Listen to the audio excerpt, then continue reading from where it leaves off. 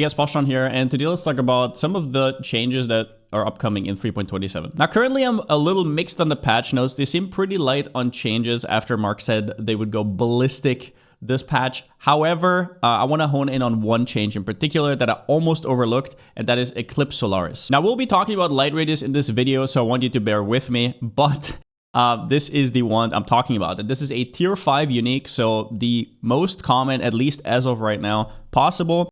And it's pretty straightforward. It's a filler one, right? It's at level 35, now 40, the base will change to a Fawn's Horn. And yeah, it has a little bit of fire damage, a little bit of fizz, okay attack speed. It has a little bit of crit multi, a little bit of crit chance against blinded enemies. I'm sure some of you guys already played with this before, even some spellcasters I've seen with it. But here are the changes. It has a lot more attack speed now, which is just to make up for the bad base.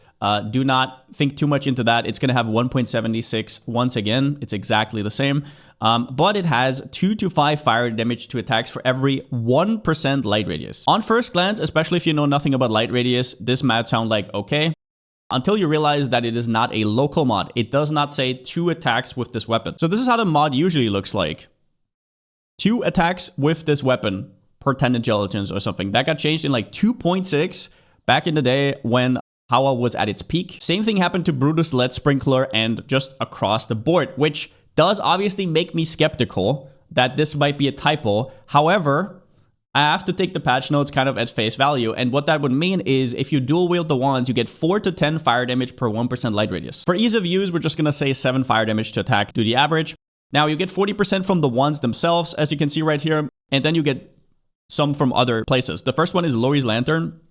And that's obviously an investment, right? You have to sacrifice your ring, quote unquote. But honestly, for a league start scenario, this is not the worst ring ever. It has like 20 all-res. It is also a very achievable ring.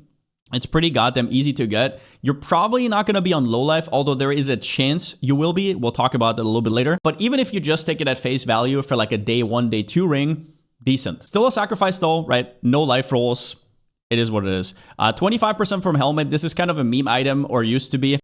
With this setup, you would get over 60% AoE because you get 50% of your light radius added as extra AoE, and then increases and reductions also apply to damage, so you would get over 100% increased damage, which can be quite strong. However, do note that we are talking about wand skills, which all have spell damage converts to attack damage, so they're probably going to be overcapped. They're going to have a ton of increased damage anyways, so this helmet is not going to be crazy, but once again, a good early game setup. And then we have 10% from the passive tree here from Light of Divinity. And this is a note you would take anyways, even on an attack-based wander, because it also has spell damage, which converts to attack damage. There are other items you could throw in here. People do this all the time, right? They show you how good this new setup is, and oh, I'm using all these trash items, but these are the items I think you can actually like sacrifice early on without completely destroying your build while having a good offensive layer, right?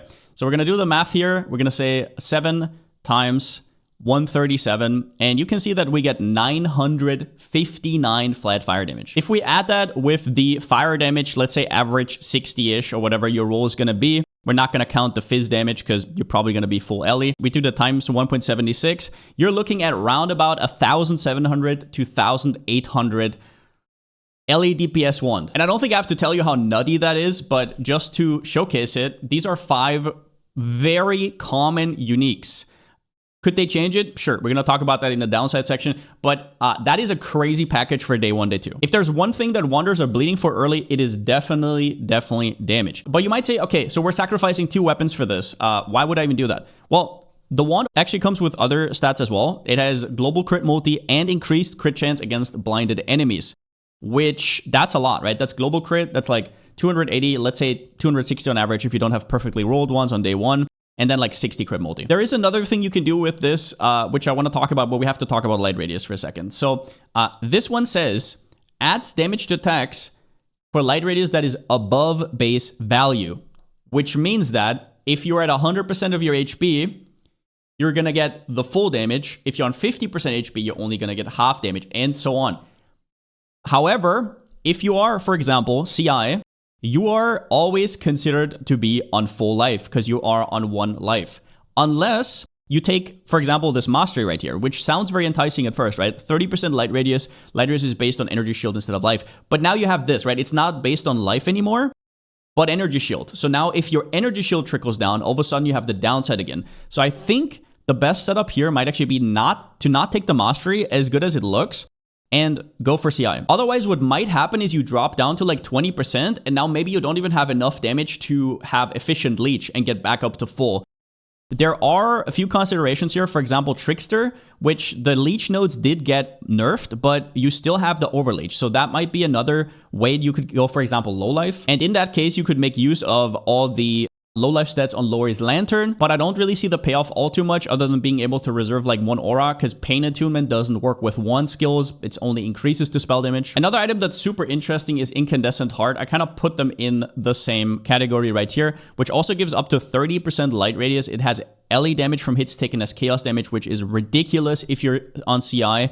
It's basically just 25% less LE damage taken, and then 20% of LE damage as extra chaos. This mod also does stack with one of the new jewels, which is this mod right here, 5 to 10 LE damage taken as chaos if 4 hunter items are equipped. So that is additive with each other and would add up to 35% less LE damage taken. This would obviously be for the CI version, and it would mean you can't really go Trickster, and it also doesn't really play well with Escape Artist, so this one has to be seen if it's actually worth it. So what are the downsides here? The first one is obvious. You don't have a shield. That doesn't just go for defenses. You can't really go for an early Dawnbreaker or anything like that.